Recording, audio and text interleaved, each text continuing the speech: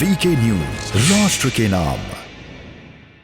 और इसी पर चर्चा करने के लिए कुछ खास मेहमान हमारे से बने हुए हैं। सीधा उनका रुख करते हैं। अश्विनी शाही जी हमारे साथ है, बीजेपी के नेता। राकेश प्रजापति समाजवादी पार्टी से हमारे साथ जुड़ गए। अरविंद जयतिलक वरिष्ठ पत्रकार हैं और धर्मेंद्र गोस्वामी जी हिंदू धर्म गुरु हैं। आप सभी का बहुत स्वागत है। सबसे पहले शुरुआत मैं कर रहा हूं अरविंद जयतिलक जी, किस तरीके से इन सारी चीजों को समझें और देखें, क्योंकि अब चुनाव है और हम लगातार ये देख रहे हैं कि चुनावों के दरमियान इस तरीके के कमेंट आना शुरू हो जाएगा कि केवल चुनावी लाभ लेने का एक प्रयास है बीजेपी के नेताओं की ओर से, या वाकई ईमानदारी के साथ कोई पहल करने की दिशा में अब आगे बढ़ा जा रहा है, क्योंकि ये तो एजेंडा रहा है, ये तो प्रमुख मुद्दे रहे हैं बीजेपी के।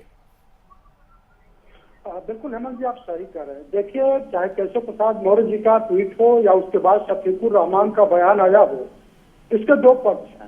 एक तो इसका राजनीतिक पक्ष है और दूसरा जो इसका सांस्कृतिक पक्ष है। अगर हम सांस्कृतिक पक्ष की बात करें तो अयोध्या, काशी, मथुरा जो है भगवान शिव, राम और कृष्ण से जुड़ा हुआ है और हिंदू जनमानस के आस्था से जुड़ा हुआ है। या कहीं ना कहीं जो है भारतीय जनमानस में बात है कि मुस्लिम आक्रमणकारियों ने यहाँ जो भव्य मंदिर थे उनका विनाश करके वहाँ पे जो है ईदगाहों का निर्माण किया, चाहे वो बनारस का ज्ञानवापी हो, चाहे अयोध्या में जिस पर फैसला आ चुका है बाबरी मस्जिद का हो, चाहे ये जो मथुरा का जो प्रकरण चल रहा है। यह किसी से छिपा नहीं है कि 1669 में खुद जो इटालियन इतिहासकार था निकोलस मनुची, उसने कहा कि रमजान के महीने में औरंगजेब के सिपा सालारों ने जाकर के ध्वस्त किया, ईदगाह बनाई। देखिए, इसका एक अपना पक्ष है, दूसरा इसका राजनीतिक पक्ष भी है। पश्चिमी उत्तर प्रदेश में तकरीबन 25 जिलों के 130 सीटें आती है और 2017 का आंकड़ा देखिए तो तकरीबन 104 सीट भारतीय जनता पार्टी जीती, 42 सीधी वोट पाई। समाजवादी पार्टी आरएलडी के साथ, कांग्रेस के साथ समझौता करके जो है वह सिर्फ जो है 22 सीटों पर सिमट के रह गई, बसपा को 3 मिला। अब चूंकि ये विपक्षी दल मान के चल रहे थे कि यहाँ पे किसान आंदोलन के चलते भारतीय जनता पार्टी का सुपड़ा साफ हो सकता है, लेकिन जिस तरह तीनों कृषि कानून बिल वापस लिए गए और अब जो है जो केशव प्रसाद मौर्य जी जो ट्वीट किए हैं, कहीं न कहीं जो है सारी चीजों को जोड़ करके दिखाया जा रहा है और ये माना जा रहा है कि इसके अपने राजनीतिक निहितार्थ है। शफीकुर रहमान का देखिए विवादों से चोली दामन का संबंध रहा है। आपने देखा कि 2019 में जब लोकसभा का चुनाव हो गया, सांसद शपथ ग्रहण ले रहे थे तो वंदे मातरम को लेकर के उन्होंने किस तरह कहा कि हम नहीं बोलेंगे वंदे मातरम। उन्होंने फिर बाद में भी हाल ही में जब अफगानिस्तान में तालिबान का नियंत्रण हुआ तो उन्होंने कहा कि स्वतंत्रता संग्राम सेनानी है, तालिबान जो कर रहे हैं अच्छा कर रहे हैं। वो कहीं ना कहीं जो है कुल मिलाकर के जो भारतीय जो सांस्कृतिक जो तत्व है उसके खिलाफ अपने आप को दिखाने की कोशिश करते हैं। और इस बार फिर उन्होंने मुसलमानों को लौटाया है कि आप मैदान में आइए। भले वो ये कह रहे हैं कि नहीं जो मुसलमान आ जाएंगे, कहीं ना कहीं वो अभी ध्रुवीकरण कराने के प्रयास में है। तो हम लोग केवल इसकी एकांगी व्याख्या नहीं कर सकते हैं कि भारतीय जनता पार्टी ध्रुवीकरण चाहती है। कहीं न कहीं समाजवादी पार्टी को भी लग रहा है कि पश्चिमी उत्तर प्रदेश में कई वोटों का बंटवारा न हो जाए। जिस तरह प्रियंका गांधी सक्रिय हुई है, जिस तरह बसपा सुरक्षित सीटों को लेकर के हमलावर और आक्रामक मूड में है, तो कहीं न कहीं समाजवादी पार्टी को डर है। इसी वजह से जो है वर्क को सामने लाया गया है। और आपने इसके पहले भी देखा, देखिए जिन्ना साहब को लेकर के किस तरह अखिलेश यादव 31 अक्टूबर को सरदार पटेल के जयंती पर उन्होंने अपनी बात कही थी। क्या आपको नहीं लगता है कि क्या एक सामान्य विद्यार्थी भी अगर कहा जाए कि आप पटेल के ऊपर कोई आलेख लिखिए तो कभी भी जिन्ना का जिक्र नहीं करेगा, लेकिन अखिलेश यादव जी ने किया। तो कहीं ना कहीं जो है ये पूरा खेल राजनीतिक है और इसी संदर्भ में हम लोग को इस पर जो है देखा जाना चाहिए। क्योंकि राजनीति में सब कुछ चलता है, क्योंकि ये जंग, चुनाव, राजनीति सब कुछ उसमें जायज है। यही जिक्र नेताओं की ओर से होना शुरू हो जाता है। और आप वही बात कह रहे हैं अरविंद जयतिलक जी। मैं समाजवादी पार्टी के राकेश प्रजापति हमारे साथ नेता जुड़ गए हैं। राकेश जी, क्या केवल चुनावी लाभ लेने का प्रयास नेताओं की ओर से किया जाता है और फिर क्या उन्माद पैदा करेंगे आप, ये स्थिति ला देंगे कि आपके सांसद, आपके बड़े नेता ये जिक्र कर दें कि मैदान में मुसलमान उतर जाएगा? ये उनका व्यक्तिगत बयान हो सकता है, पार्टी की तरफ से कोई बयान इस तरीके का नहीं है। जहां तक बात यह है कि अभी जैसे कि हमारे तो अनुशासनात्मक कार्रवाई करके निकालेंगे बाहर पार्टी से क्या आप? जी, पार्टी से बाहर निकालेंगे उनको? अनुशासनात्मक कार्रवाई की जाएगी पार्टी की तरफ से क्या? बाहर तो साधु प्रज्ञा जी को निकाला गया, स्वामी चिन्मयानंद जी को निकाला गया, क्या केशव प्रसाद मौर्य जी कई प्रकार के आपत्तिजनक बयान दे चुके हैं, क्या उन्हें बाहर निकाला गया? नहीं, ठीक किया, शोभनीय बयान है उनका, शोभनीय बयान है। जो बीजेपी पार्टी कर रही है वही पार्टी समाजवादी पार्टी कर रही है, ये मान लें। उनके नक्शे कदम पर आप भी चल रहे हैं। उन्माद पैदा करने का प्रयास अगर साध्वी प्रज्ञा ने किया है तो उन्माद पैदा करने का प्रयास आपके रहमान साहब कर रहे हैं। अगर कर रहे हैं तो वो ठीक कर रहे हैं क्या? बस इतना जानना चाहता हूं मैं। नहीं, वो उनका मैंने पहले ही कह दिया, ये उनका व्यक्तिगत बयान हो सकता है। उनका व्यक्तिगत बयान पर मैं कोई टिप्पणी नहीं करना चाहता हूं। लेकिन जहां तक बात समाजवादी पार्टी की है, समाजवादी पार्टी ने हमेशा विकास की बात की है और विकास पर ही राजनीति की है, ना कभी धर्म पर राजनीति की है और ना आगे धर्म पर राजनीति की जाएगी। नहीं, धर्म से राजनीति आप करना नहीं चाहते हैं, लेकिन फिर शफीकुर रहमान सामने क्यों आ जाते हैं? क्या कोई उन्माद पैदा हो गया था क्या मथुरा के अंदर, कि क्या वाकई वहां पर 1992 वाले हालात बन गए थे? क्या ये स्थिति थी क्या सर? ऐसा हुआ है क्या? ऐसी कोई घटना हुई है क्या? हिंदू महासभा के नेताओं को नजरबंद वहां पर कर दिया, बड़ा पीसफुल तरीके से वहां पर काम चल रहा है, नेता सामने आकर ये जिक्र कर दें। आखिर भारतीय जनता पार्टी जिन्ना, मथुरा, मंदिर, मस्जिद, हिंदुस्तान, पाकिस्तान, हिंदू, मुसलमान, इसी पर राजनीति क्यों करना चाहती है? कभी विकास पर भी राजनीति करे, कभी अच्छी शिक्षा सर, वो राजनीति करे, वो अपनी पिच पर आपको खिलाने के लिए आमंत्रित करती है, आप आ जाते हैं और फिर वहां पर फेल हो जाते हैं। ये स्थिति है ना सर, इसको समझिए जरा। फिर आप कहते हैं ये क्रोनोलॉजी है, ये क्रोनोलॉजी है, ये आप कह देते हैं आप। ओके, आ रहा हूं। अश्विनी शाही जी, क्यों चुनावी वक्त में इस तरीके का जिक्र डिप्टी सीएम ने कर दिया? अगर कर दिया तो क्या चुनावी लाभ ले रहे हैं आप? कह रही है समाजवादी पार्टी के नेता, कह रहे हैं कांग्रेस को पेट में दर्द हो गया। देखिए हेमंत जी, चुनावी राजनीति करने का क्या है? हम लोगों को तो एजेंडा में राम मंदिर रहा है हमेशा। तो राम मंदिर का यही समाजवादी पार्टी के लोग हैं जो कहते थे कि मंदिर नहीं यही बनाएंगे, तो तारीख कब बताएंगे। आज इनकी सारी योजनाएं धूल दूसरित हो गई हैं। ठीक है, यदुवंशी कहते हैं अपने आप को, अखिलेश जी यदुवंशी कहते हैं, तो वो खाली यही कह देना। माननीय अखिलेश जी ने, केशव प्रसाद मौर्य जी ने यही पूछा है कि यदुवंशी कहने वाले अगर यही कहते कि भाई नहीं बनना चाहिए, ये तो सवाल उन्होंने किया, उसका जवाब नहीं देंगे। और रहा वर्क साहब की बात, तो वर्क साहब की बातों में देखिए, कभी वो गाय पर भी विवादित बयान देते हैं। अभी अरविंद जी ने कहा कि हमेशा उनका विवादों से नाता रहा है। तो गाय को अगर हाईकोर्ट ने राष्ट्रीय पशु घोषित करने की बात की थी, तो उन्होंने कहा गाय कुछ लोगों की का मामला है। वंदे मातरम नहीं बोला उन्होंने। उसके बाद तालिबानियों की तुलना जो है स्वतंत्रता संग्राम सेनानी से कर दी। तो ये उनका हमेशा रहा है और समाजवादी पार्टी उनसे ये चीज बुलवाती है, क्योंकि एक आदमी को बोलने तो रखो, उनको जो है उसके लिए रखा गया है। लेकिन भारतीय जनता पार्टी उत्तर प्रदेश और हिंदुस्तान में जहां जहां हम हैं, हम सांस्कृतिक मूल्यों को वापस लाने का काम करने का प्रयास जरूर करेंगे, चाहे वो कोई भी हो। हमें कहीं भी आराम से जो होता है उसको नहीं, वहां स्थिति अश्विनी शाही जी, वहां 6 दिसंबर को हिंदू महासभा के नेता वो कह रहे हैं कि हम जलाभिषेक करेंगे। वो अलग बात है कि प्रशासन अपना काम कर रहा है, तो फिर ऐसे नेताओं को, एक डिप्टी सीएम को यह जिक्र कर देना ऐसे वक्त में जब जलाभिषेक का ऐलान कर दिया गया हो नेताओं की ओर से, क्या ये ठीक है? अगर ठीक है तो क्या ऐसे में उन्माद की स्थितियां आपकी ओर से पैदा होने की स्थितियां नहीं है क्या?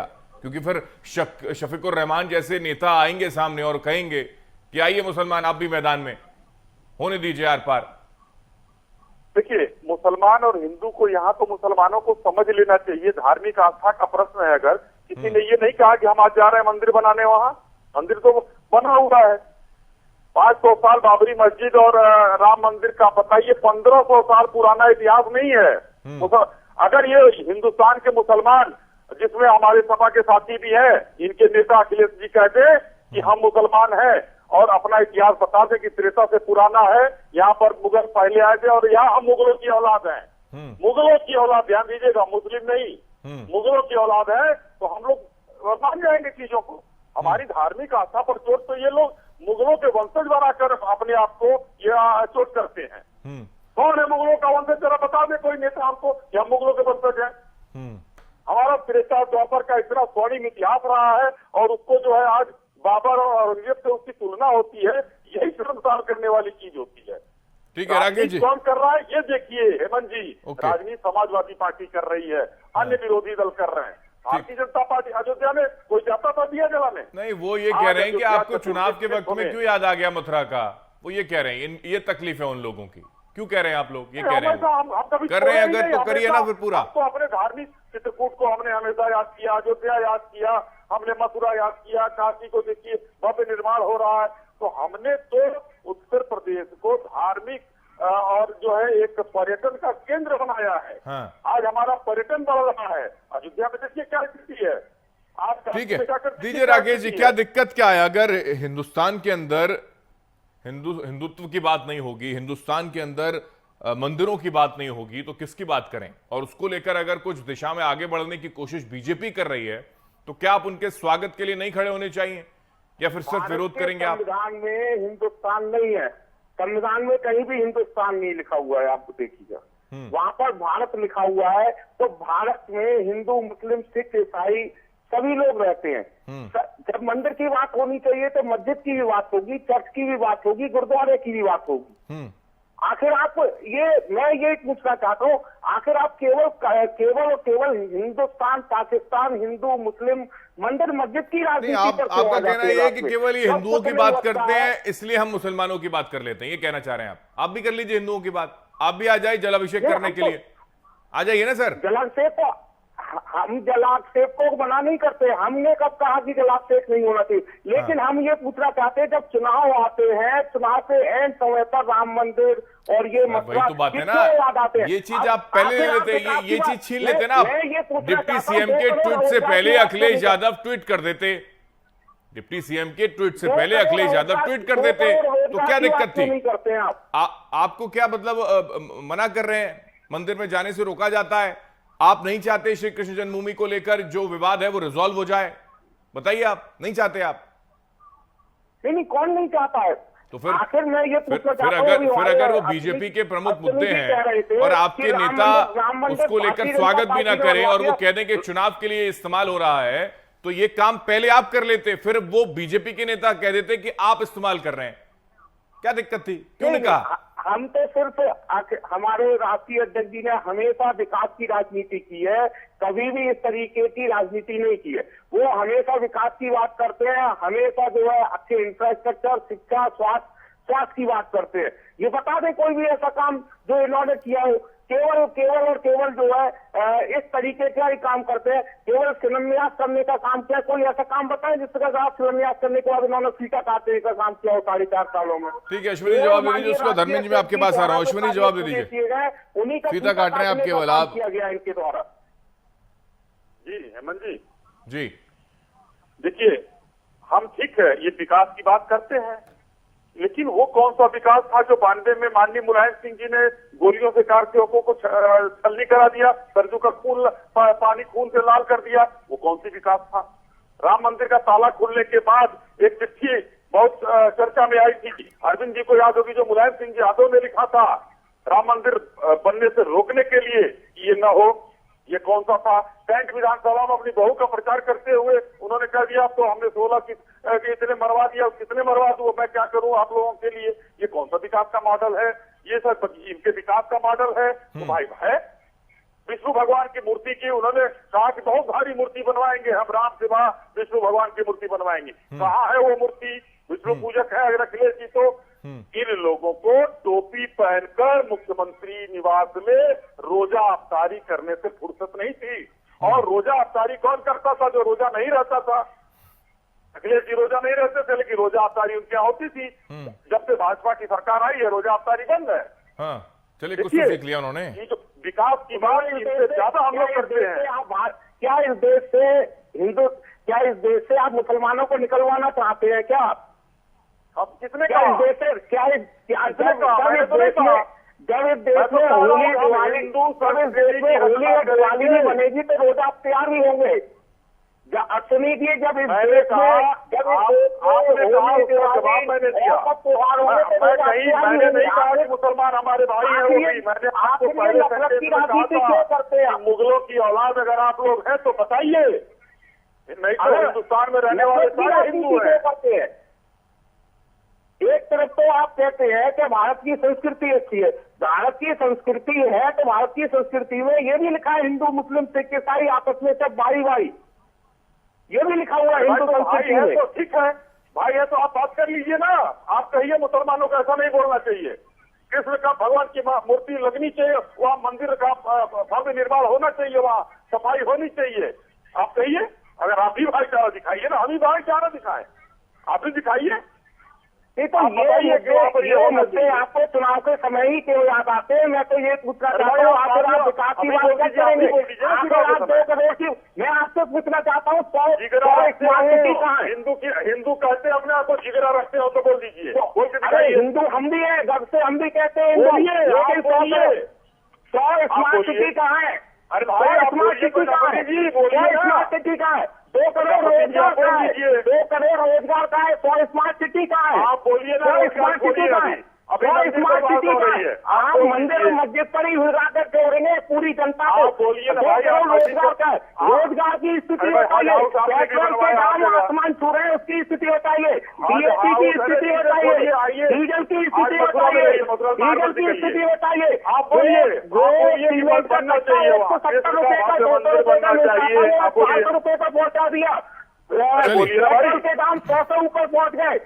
अरे इस पर बात करिए ना, इस पर क्यों नहीं बात करते? सर उस पर बात करेंगे ना, डिबेट करेंगे ना उस पर, प्रजापति साहब उस पर भी डिबेट कर लेंगे और उस पर आपको बुलाएंगे और फिर अश्विनी शाही जी को रखेंगे, फिर आप सवाल कीजिएगा, ये जवाब देंगे। लेकिन आज जो डिबेट है जिस पर हम चर्चा कर रहे हैं उस पर तो रहिए, कम से कम आप कह दीजिए कि अखिलेश यादव जलाभिषेक करने के लिए समाजवादी पार्टी के कार्यकर्ताओं के साथ जाएंगे, कह दीजिए ना आप, क्या दिक्कत है इसमें? करिए स्वागत। नहीं, हमेशा समाजवादी ने कभी भी धर्म की राजनीति ना करके विकास की राजनीति की है। सर आप धर्म की राजनीति नहीं कर रहे, लेकिन आप केवल ये जिक्र नहीं करना चाहते कि मथुरा में समाजवादी पार्टी का कोई कार्यकर्ता जलाभिषेक करने के लिए मथुरा नहीं पहुंच रहा है, आप ये तक जिक्र करना नहीं चाहते और फिर कहते हैं कि हम राजनीति नहीं करते। ओके, मैं आ रहा हूं सर, आपको भी नजरबंद कर दिया जाता तो लगता कि आप भी श्री कृष्ण जन्मभूमि को लेकर कितने चिंतित हैं, ऐसा लगता जैसे हिंदू महासभा के नेता नजरबंद कर दिए गए, अखिलेश यादव भी ऐसा कुछ कर लेते तो शायद आपके नंबर बढ़ जाते, लेकिन ऐसा हुआ नहीं। और यही वजह है कि जब ये जिक्र बीजेपी पार्टी के नेता कर देते हैं तो आपको दिक्कत हो जाती है, लेकिन ये तो उनके प्रमुख मुद्दे हैं, इस पर तो वो खेलेंगे, इस पिच पर आपको उतारेंगे, लेकिन आपको खेलना है, खेल नहीं पाते आप। ओके, मैं आ रहा हूं, धर्मेंद्र गोस्वामी जी हिंदू धर्मगुरु हैं। धर्मेंद्र जी, हिंदू महासभा कि कई नेताओं को नजरबंद कर दिया गया, ये स्थितियां हैं, 2 तरीके की स्थितियां हैं। एक तरफ नेता ये जिक्र कर देते हैं कि अब मथुरा की बारी है, लेकिन दूसरी तरफ स्थिति ये भी है कि जलाभिषेक करने के लिए कहीं कोई विवाद बढ़ ना जाए, तो प्रशासन अपना काम भी कर रहा है।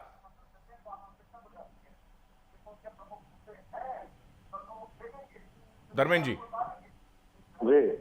देखिए, प्रशासन को अपना काम करने दीजिए, प्रशासन अपना काम करता है और आगे भी करता रहेगा। लेकिन मैं बता देना चाहता हूँ कि जो समाजवादी पार्टी के सांसद ने जो ये बात कही है कि हम 40 करोड़ हैं, अब ये बात अगर 40 करोड़ की बात करते हैं, इनसे पूछिए कि 40 करोड़ आए कहाँ से हैं? ये 40 करोड़ अगर सनातन धर्म का इतिहास उठा के अगर देखते हैं तो इनको अपने आप समझ आ जानी चाहिए कि हम 40 करोड़ हैं और कहाँ से हैं। और इनको जब अपनी जन्म जीवनी नहीं पता है तो इस तरीके के बयानबाजी करके ये सिर्फ एक आंदोलन का रूप इसको देने की कोशिश कर रहे हैं, ऐसा नहीं होगा। ये 40 करोड़ है क्या? 40 करोड़ तो हमारे साधु संत बैठते हैं। क्या लगता है बीजेपी इतनी कमजोर पार्टी है, कोई भी धर्म के नाम पे इसको हल्का लेगा? बात बीजेपी की नहीं कर रहा हूं मैं, लेकिन मैं बात धर्म की करता हूं। धर्म की बात जब करने पर आती है, जब देखो बीजेपी को बीच में घसीट लेते हैं। अरे भाई, आपस में लड़िए, आप जनता को बताइए ना आप क्या हैं, आपका विकास कितना हुआ है, उसी के आधार पर तो आपको वोट नहीं मिली, तभी तो बीजेपी सरकार आई उत्तर प्रदेश में। और रही बात, जब भी राजनीति की बात अगर ये करते हैं कि जब सरकार आती है, चुनाव आता है, तभी हम ऐसा करते हैं, ऐसा नहीं है। आप देखिए काशी में कब से कार्य जारी है, काशी में चुनाव आए ना आए, लेकिन काशी में हमेशा कार्य चल रहा है। तो जब काशी में हम कार्य कर रहे हैं, अयोध्या में हमारा काम चल रहा है, तो हम मथुरा को पीछे क्यों रखेंगे? और हम होते कौन है ये लोग हमें परमिशन देने वाले? ये हमारी विचारधारा है, ये सनातन धर्म का जो रक्षा करने का काम साधु संतों को सौंपा गया है, तो साधु संत अपना काम कर रहे हैं, हिंदू महासभा वाले लोग अपना काम कर रहे हैं, सब एक ही विचारधारा के लोग हैं। सनातन धर्म की सिर्फ एक यही विचारधारा है कि जो पूर्व में जो गलत हो चुका है उसको आप सुधारिए। वही इसीलिए इस तरीके से जो महामारियां आती हैं वो हर 100 साल में यही सिखा के जाती हैं कि आपसे जो गलतियां हो गई आप उनको सुधारिएगा।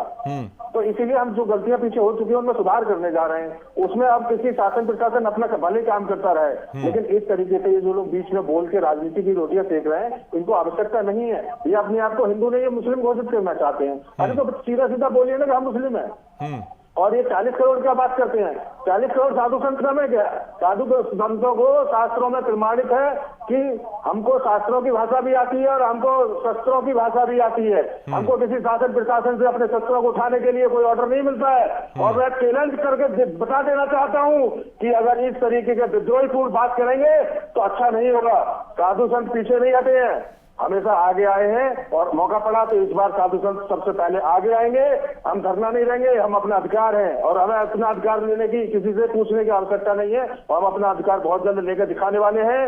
जिसको रोकना है वो रोक के दिखाए हमको। ओके राकेश जी, इस पर मैं आपसे कमेंट ले लूंगा, लेकिन फिलहाल वक्त एक छोटे से ब्रेक का है। ब्रेक के बाद चर्चा को आगे बढ़ाएंगे और समझने की कोशिश भी कि क्या ये केवल राजनीतिक फायदे के लिए नेता कर रहे हैं, क्योंकि उन्माद का अगर मसला सामने आएगा तो फिर स्थितियां तो ऐसी नजर आती हैं कि शायद राजनीति हो रही है। एक ब्रेक के बाद लौट रहे हैं। ये है ड्रीम मीडिया नेटवर्क और आप देख रहे हैं देश का पहला 24/7 digital news channel VK news, राष्ट्र के नाम।